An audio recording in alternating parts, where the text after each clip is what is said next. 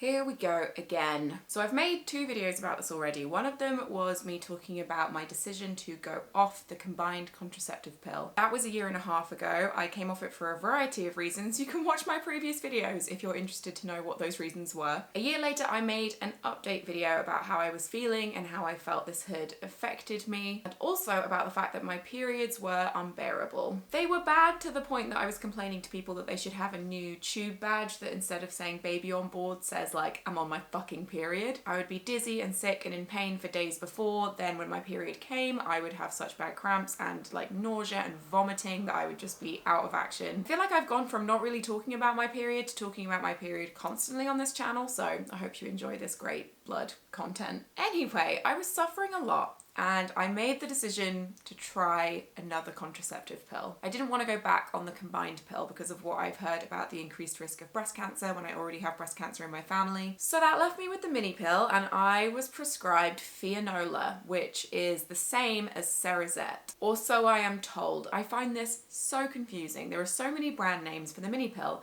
and basically all of them, I'm told by the doctor, are the same. My doctor told me that there are 1 or 2 that are slightly different and they have like different makeups of hormones in them, but apparently most of the mini pills are exactly the same when it comes to the hormones you're putting in your body. This is weird to me because so many people have stories about like switching from one mini pill to another and having vastly different experiences. I am a person who tends to believe science and doctors, but I also really do believe that hundreds or thousands of people I've seen talking about their experiences with the mini pill and how switching between brands has been like a huge change for them. I just don't get it. I just don't get it. I was mostly attracted to this mini pill because it stops you from getting your period, and that's the only reason I was going on it. And it did stop my period, but first I had like a 3-week long period, so that was really fun. I just bled a little bit every day for 3 weeks. It's normal, but it's very frustrating. Then I stopped getting my period, which was wonderful, but I also experienced a huge downswing in terms of my mental health. Now, there is every chance that it was nothing to do with the pill. So many factors come into my mental health,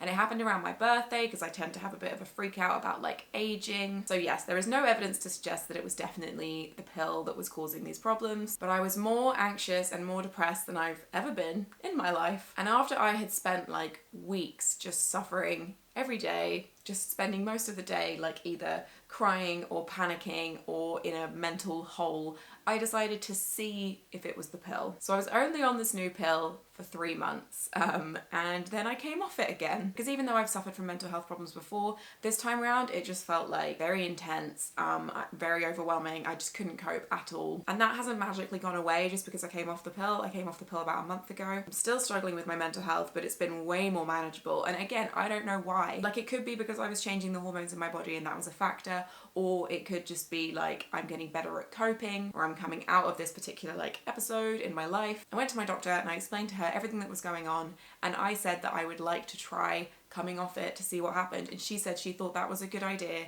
and then it might help me kind of rule that out. As soon as I left the doctor's office, I burst into tears because I was just so relieved that I'd been like given permission to come off this damn pill. So yes, I don't want to put anyone off the mini pill. I have friends who are on it who say it's wonderful, they just don't get their periods, they skip around life with no periods and no side effects, and it's great. That is not what happened to me. And maybe if I had stuck with it beyond 3 months and everything had settled down, that would have happened to me too, because lots of people say that, you know, when you start out, your body just takes a while to get used to it. But I was just in a position where I couldn't wait. Like, I needed to do something active to help my brain. So yeah, I feel like that experiment kind of failed. When I told the doctor that the main reason I was on it was because of period pain, she prescribed me something different to naproxen, which is what I'd been prescribed before. It's called mefenamic acid. It's meant to be really good for like heavy, painful periods because it reduces pain and also reduces the amount of blood. So I feel happy that I have like something in my hands that will hopefully help. But I have yet to try it out because I still haven't had a period in the month since I stopped the pill. And now I'm just waiting and sporadically taking pregnancy tests. If you're a person who can get pregnant and you worry about it, I would really recommend keeping a pregnancy test around at all times, because it gets rid of the stress in the moment of like, oh my god, I might be pregnant, I have to go buy something. It's like this whole mental block. If you just have one in your drawer, you can just take it and it becomes normal. Is that weird? I don't know. I think it really helps me. Anyway, I'm sure I'll update you on how my next period goes. I'm sure you're all waiting with bated breath at the edge of your seats. And now I'm gonna go and enjoy the sunshine because it's like 25 degrees and I am sweating. Bye.